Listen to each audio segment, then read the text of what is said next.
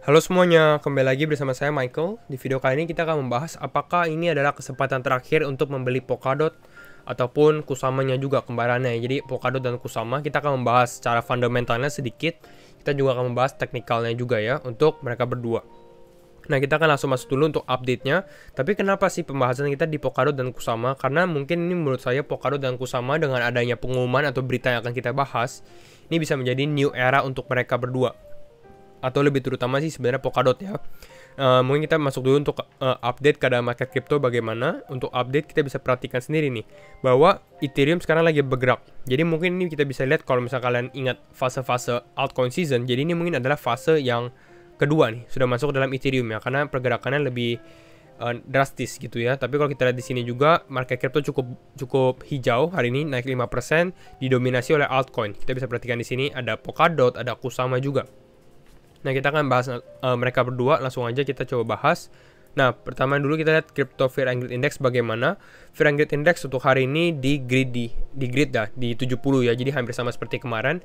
Kita masuk dulu untuk apa sih itu Parachain dan apa itu Kusama. Lebih gampangnya tuh seperti ini. Parachain ini, mungkin kita bahas dulu Polkadot ya.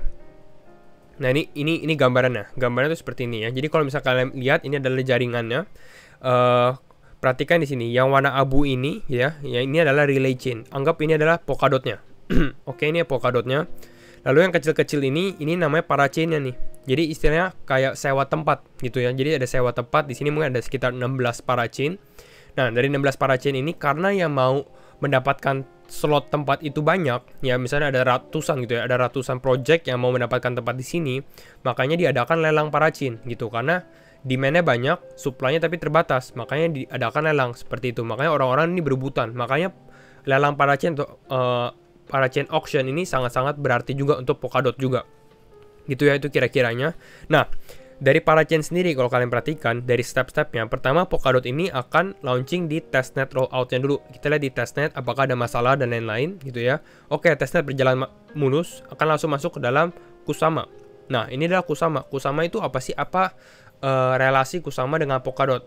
Relationship-nya mereka berdua adalah Kusama ini adalah proyek uji cobanya Polkadot gitu. Jadi kalau misalnya nanti ditanya Polkadot ini biasanya kalau misalnya sudah bersih, di Kusamanya sudah bagus dan lain-lain, nah ini bisa langsung masuk ke dalam Polkadot.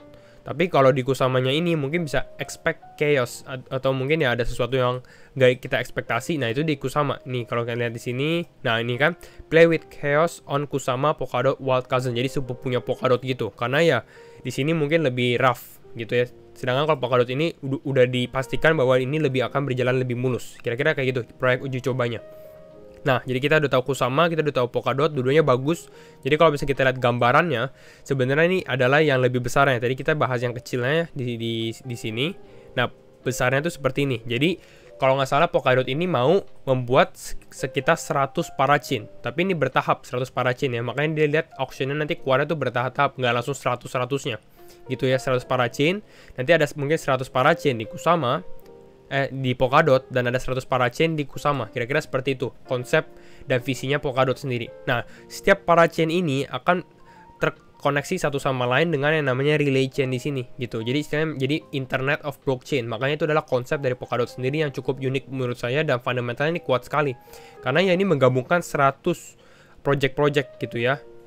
Kira-kira kayak gitu. Nah, kita lihat nih apa yang membuat Polkadot ini beritanya besar gitu ya. Kalau di sini kita lihat ini baru dirilis jam 1 pagi kemarin gitu ya, atau hari ini mungkin ya pada saat video ini dibuat. Nah, 5 years after the vision of heterogeneous multi-chain framework, jadi inilah visinya Polkadot sendiri 5 tahun yang lalu, dan sekarang are now ready to launch on Polkadot. Jadi benar-benar ini adalah step yang paling penting juga sih untuk Polkadot sendiri. Dia mulai dari Motion 118. Jadi ini kalau kalian tahu Polkadot ini dia lebih ada governance-nya. Karena kan terdesentralisasi juga ya. Jadi komunitas-komunitasnya itu punya suara juga.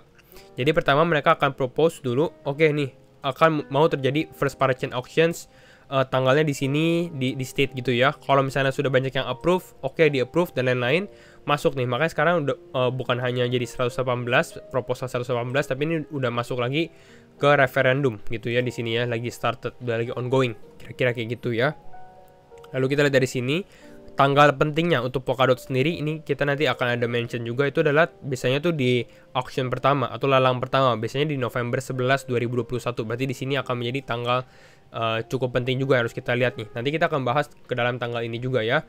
Lalu ini dibagi dua batch 1 dan batch 2, kita bisa perhatikan di sini. Jadi setiap auction itu akan berjalan sekitar 1 minggu gitu ya. Minggu depannya masuk auction berikutnya dan masuk auction berikutnya dan lain-lain kayak gitu ya. Akan berlangsung sampai Februari 24 Februari 2022. Nah, itu fundamental untuk Polkadot sendiri. Kita akan bahas teknikalnya, tapi sebelum kita bahas teknikalnya dulu, kita bahas Bitcoin dulu lah ya sesaat. Nah, untuk Bitcoin, bagaimana dengan Bitcoin? Kemarin kita sempat bilang nih bahwa Bitcoin ini ya bisa kita bilang adanya wick candle di bawah sini atau shadow candle-nya cukup besar ya gitu ya. Artinya apa? Artinya demand atau orang mau beli Bitcoin di harga sini itu cukup besar. Istilahnya ada buying pressure di sini gitu. Makanya harganya nggak bisa turun di bawah, bisa kita bilang di bawah 54 ribuan gitu ya. Di sini 53.700 something udah bisa naik lagi gitu. Nah, walaupun memang kita sempat bilang ada support Bitcoin di sini. Di sekitar high sebelumnya itu di sekitar 52.800, tapi apakah ini bisa atau apakah dia bisa turun lagi ke support? Ini karena ada ini sih agak kecil kemungkinannya, tapi masih ada possibility karena kita lihat market crypto ini cukup volatile sekali ya, volatilitasnya tinggi ya. Kita bisa lihat ini kalau turun sekitar 7% dari harga sekarang ya cukup normal sekali untuk Bitcoin ya.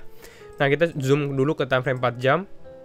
Sebelumnya kita sempat bilang juga kan di video mana ya, di video ini kita sempat mention juga bahwa target berikutnya untuk bisa bilang untuk Bitcoin itu di sekitar 58.000, dan kita lihat dengan adanya ini kita bisa perhatikan nih. Target kita sudah hit ya di sekitar 58.300 dan 58.700. Jadi ini Bitcoin sudah hit. Mungkin kalau prediksi saya mungkin dia akan lebih sedikit sideways, mungkin ya sideways dulu di sini karena nanti kita bahas Bitcoin dominance sedikit juga. Karena Bitcoin dominance-nya ini menurun. Artinya apa? Artinya mungkin altcoin akan lebih pumping sedikit atau akan lebih naiknya akan lebih tinggi daripada Bitcoin. Artinya Bitcoin mungkin akan sedikit melemah. Gitu ya, jadi mungkin Bitcoin akan sedikit melemah. Mungkin dia bisa ke supportnya dia sekarang nih. Supportnya kalau kita perhatikan di time frame 1 hari lagi di sini. Ya di sini support di ascending, di resistance ascending triangle-nya dia. Berarti di sekitar berapa? Di sekitar 56 ribuan juga. Gitu ya, di sekitar 56 ribu. Kalau kita lebih zoom ke time frame 1 jam lagi, ini lebih kecilnya lagi. Ya, kita bisa ambil garis Fibonacci sih sebenarnya ya. Kita lihat dari sini, dari atas ini ke bawah. Atau sorry ya, kita mau lihat supportnya ya, balik. Jadi kita dari sini ke sini gitu ya. Nah, kita bisa lihat juga nih golden ratio ini berapa. Golden ratio-nya ini juga pas di sekitar garis warna kuning ini juga di sekitar 56.000 gitu. Jadi makanya ini mungkin akan menjadi support kalau misalnya Bitcoin sempat turun lagi 56.000, kalau nggak kuat lagi ya mungkin ini di low-nya dia sebelumnya 54.000, kalau nggak kuat lagi ya di 52.000. Tapi masih healthy untuk sekarang. Oke, apakah Bitcoin masih ada potensi untuk naik? Kalau ini kita lihat ini ada potensi dia membentuk double bottom kan di sini. Double bottom kalau kita ukur potensi double bottom ya, kita coba ukur ya. Dari sini ke bawahnya naik dari neckline. Nah, potensinya sebenarnya sudah hit juga sih ya. Kita bisa perhatikan di sini hit 58.500 juga. Mungkin relatif dia akan konsolidasi dulu di sini, membentuk pattern baru kita lihat nih apakah Bitcoin naik lagi atau melanjutkan penurunan. Kira-kira seperti itu. Kita masuk ke time frame 4 jam, lalu kita masuk ke dalam Bitcoin dominance. Karena ini penting juga ya. Nah, Bitcoin dominance sempat kita bahas juga di video kemarin. Bahwa ini adalah trend line-nya Bitcoin dominance. Kemarin dia sempat mantul ya. Kalau kalian bisa refer ke video kemarin kita buat, dia sempat mantul di sini nih. Kayaknya di sini kita buat videonya, sempat mantul. Nah, tapi sesuai ini, akhirnya dia bisa breakdown dari trendline ini. Artinya apa di sini? Artinya mungkin ini bisa kita bilang dominasi Bitcoin akan turun, artinya altcoin lebih performnya lebih bagus lagi. Mungkin menurut saya dia bisa turun ke sini, ke bawah sini ya, karena ini kan low sebelumnya nih. Ini bisa menjadi support di sini. Mungkin dia akan naik lagi gitu ya, karena nggak bisa langsung turun juga. Pasti ada kayak pullback sedikit, terus akan turun lagi. Nggak tahu nih pullback bisa setinggi ini juga gitu ya. Nah, kalau kita bisa perhatikan pattern ini terjadi, ini tuh seperti pattern head and shoulder gitu ya. Ada left shoulder, head, sama right shouldernya. Nah, ini tanda-tanda nih kalau misalnya sudah terjadi pattern ini, mungkin ini bisa lanjut turun lagi, baru itu kita bisa mengalami altcoin season kalau prediksi gitu ya, kalau sesuai nih gitu ya. Nah, kita sekarang masuk untuk Polkadot.USDT. Apakah sudah telat untuk membeli Polkadot? Coba kita masuk ke time frame 1 jam dulu ya. Untuk di time frame 1 jam, kalau misalnya kalian telat beli, sebenarnya kita sudah sempat mention Polkadot sudah cukup lama sih. Ini salah satu yang under value projectnya di sekitar di sini ya. Level $25 sampai $27 adalah level yang bagus untuk membeli Polkadot. Dan kita lihat sekarang dia sudah di $40 dan bahkan menurut saya ini masih belum fair value. Jadi ini mungkin masih ada potensi lagi dia untuk naik gitu ya. Nah, untuk Polkadot sendiri, kalau misalnya kalian belum beli, kalau misalnya kalian mau beli, masih ada potensi mungkin di sekitar 37 sampai $39. Jadi di level ini ya, di level ini sebenarnya cukup oke lah. Kalau misalnya kalian mau lihat, mungkin dia akan pullback sedikit karena menurut saya udah sedikit selesai nih. Dia punya tentang newsnya gitu ya, ceritanya sudah sedikit selesai. Nanti akan mulai lagi di bulan November gitu ya. Jadi ini akan sedikit cool down. Jadi mungkin Polkadot masih bisa turun sampai 38, 39, ataupun dia kalau misalnya market cap punya koreksi, mungkin dia masih bisa turun sampai 36. Di sini ya. Nah, di sini ada dua level yang cukup bisa kalian akumulasi Polkadot untuk dia kalau misalnya dia mau naik lagi. Bisa aja dia naik dulu gitu ya. Karena kita lihat sekarang altcoin season juga lagi naiknya cukup bukan altcoin season sih, tapi altcoin lagi naiknya cukup tinggi juga. Bisa aja dia masih naik lagi gitu ya. Tapi nanti kita tunggu dia koreksi di sini. Ini lebih oke ya. Karena Polkadot sudah lari sekitar 18% kemarin. Kita lihat di sini ya, naik 18%. Jadi ya akan sedikit risky kalau kalian masuk sekarang gitu. Jadi ini lebih aman aja, main aman. Dengan target untuk Polkadot, untuk kalian yang holder Polkadot sekarang, kalau misalnya kalian mau jual, targetnya itu di 1,618 di sekitar $47. Atau bahkan kalau misalnya Polkadot bisa break all time high, itu di sekitar $49 gitu ya. Target long term berapa untuk Polkadot? Sudah kita mention, target long term itu sebenarnya Polkadot ya, itu sekitar $100. Target saya 3 digit untuk Polkadot. Jadi kalau kita perhatikan dari sini, kenaikannya berapa kira-kira? Kenaikannya itu dari all time high ke sini sekitar 100%.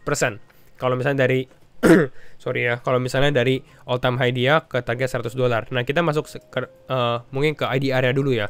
Untuk IDR yang bersama, beli Polkadot ini mungkin di sekitar $554 di level zona warna biru ini ya, di sini 543 sampai 554-an, ataupun di sini juga kalau misalnya dia sempat turun lagi di sekitar 511 sampai 523 dengan target sekarang di di level golden ratio 1,618 yaitu 665.000 dan all time high dia sekarang di 733.000. Jadi kalau kalian tanya cerita apa di Polkadot, kalau menurut saya dia akan sedikit cool down, tapi nanti pada saat dia mau mulai auction di tanggal 11 November itu, nah mungkin itu dia akan rally-nya lebih tinggi lagi. Kenapa saya bisa ngomong kayak gitu? Karena mungkin kita perhatikan dari Kusamanya, karena Kusama sudah melakukan auction-nya juga ya. Kita bisa perhatikan di sini Kusama auction yang pertama.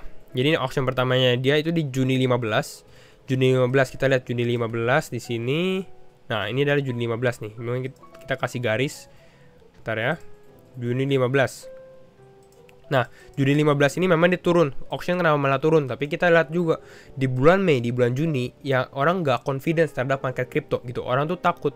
Kenapa? Karena kita tuh lagi downtrend istilahnya ya. Bukan hanya di Kusama, tapi di Bitcoinnya juga downtrend gitu. Tapi pada saat kita ada reversal pattern di auction ke-6 ya, di batch 2-nya Kusama, itu batch 2-nya Kusama itu tanggal di 6 ya. Auction ke-6 itu di tanggal September 1. Nah, kita lihat perhatikan di September 1. September 1. Nah, di sini. Ini tanggal 31 Agustus September 1. Nah, kita perhatikan nih, satu hari sebelumnya naik sekitar 32% dalam satu hari. Jadi kalau menurut saya ini ya mungkin 1 minggu sebelum atau mungkin beberapa hari sebelum auctionnya di November 11 itu Polkadot bisa rally juga. Kusama pun juga bisa. Perhatikan dari history di Kusama ini. Karena kan market kita lihat sekarang sudah cukup bullish lagi. Nah, mungkin kita bahas sedikit untuk Kusama bagaimana. Untuk Kusama kalau kita perhatikan seperti ini, kita lihat kalau misalnya kalian mau beli ya hampir sama seperti Polkadot ya, di sekitar $352 ini masih menjadi level yang cukup oke lah, cukup bagus untuk kalian beli. Masih fair value saya bilang ya. Masih nggak gitu kemahalan, nggak gitu kemurahan juga gitu. Nah, target untuk short term sekarang mungkin di $439 dan $482 karena ini lagi masih in play juga sih Fibonacci patternnya gitu ya. Masih at least mungkin ke $482 masih bisa untuk Kusama sendiri. Kalau untuk long term bagaimana? Long term tadi kita perhatikan Polkadot naik 100%. Jadi kita hitung aja kalau Kusama naik 100%, itu naik mungkin sampai sekitar berapa nih? $1.250 gitu ya, $1.250. Apakah bisa? Sebenarnya bisa, tapi target saya sebenarnya di tahun ini cukup realistis Kusama untuk masuk ke dalam 4 digit aja. Kira-kira seperti itu ya. Mungkin itu saja target untuk Kusama dan Polkadot di target belinya juga. Oke, jadi nggak usah begitu FOMO, mungkin pasti akan ada kesempatan berikutnya juga. Oke, itu saja. Jangan lupa share videonya, like, comment, dan subscribe, and see you in the next video. Bye-bye.